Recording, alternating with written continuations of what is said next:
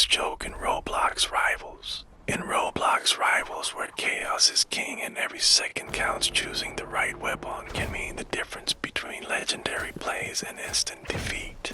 Players build their loadouts, carefully balancing power, speed, and utility.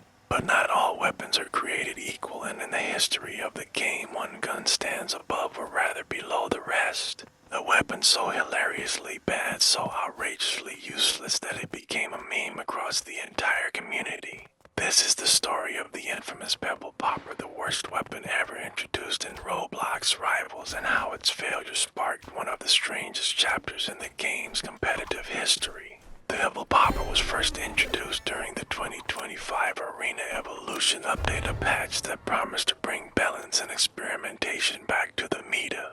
But the rise of high-powered rifles, energy cannons, and toxic splash weapons, many players have begun complaining that low-skill spam builds were ruining competitive play. The developers responded by announcing a new line of challenge weapons aimed at skilled users who wanted to push themselves. The Pebble Popper was the first of these, a tiny handheld launcher that fired slow bouncing projectiles described in the patch notes as low damage, low speed, high precision.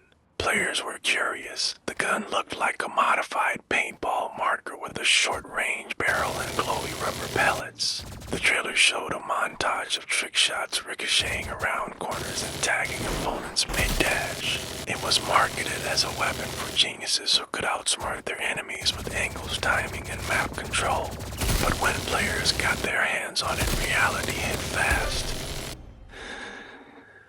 Pebble Popper was slow, unbelievably slow. The projectiles moved at walking speed and bounced unpredictably. Its max damage was 10 per hit, and it took 7 direct hits to eliminate a single unshielded enemy.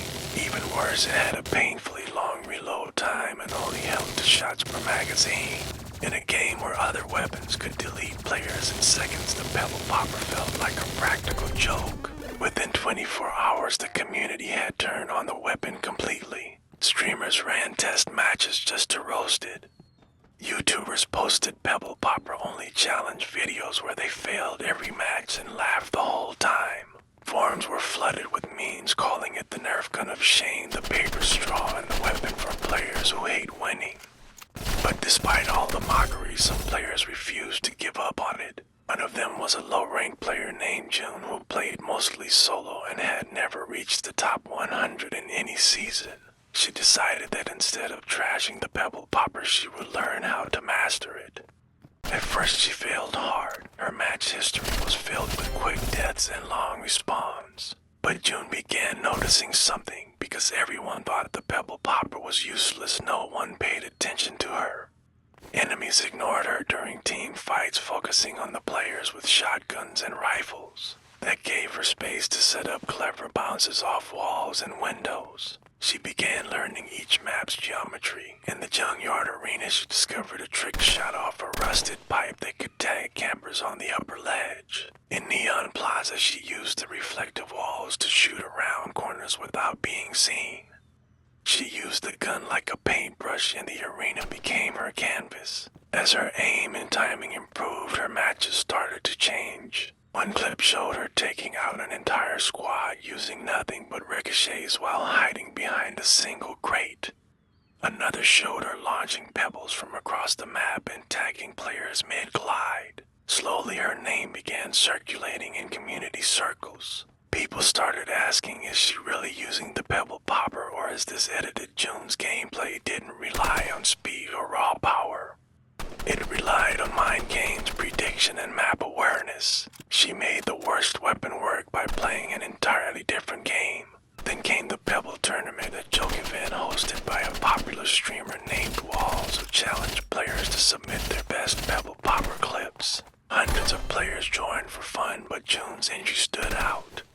She submitted a silent video with no music or effects, just a full uncut match where she won a 1v for clutch with nothing but perfect bounces. Her gameplay, precision, and patience stunned everyone. Duels featured her in the finale, calling her the Queen of Pebbles. Her video went viral, and just like that, the worst weapon in the game became cool for a moment. The developers noticed. In the next patch, they added a new mod called Sticky pebbles, which allow projectiles to stick to surfaces and explode after a delay. It gave the pebble popper a slight utility buff, but still kept its damage low.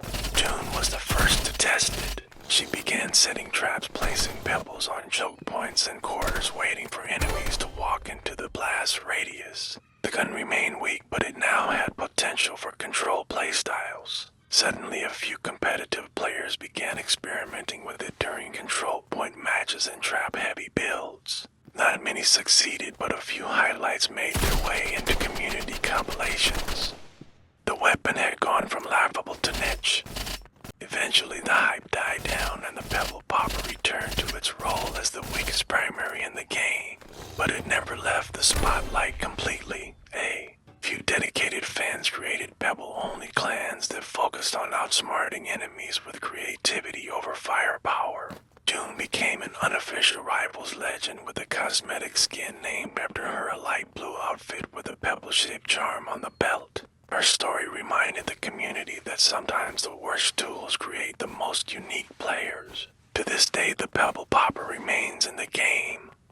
New players try it once and immediately switch. Others keep it equipped just for the memes, but a few remember what it meant. In a game driven by stats and speed, a player with the slowest gun reminded everyone that creativity and mastery can still win the match.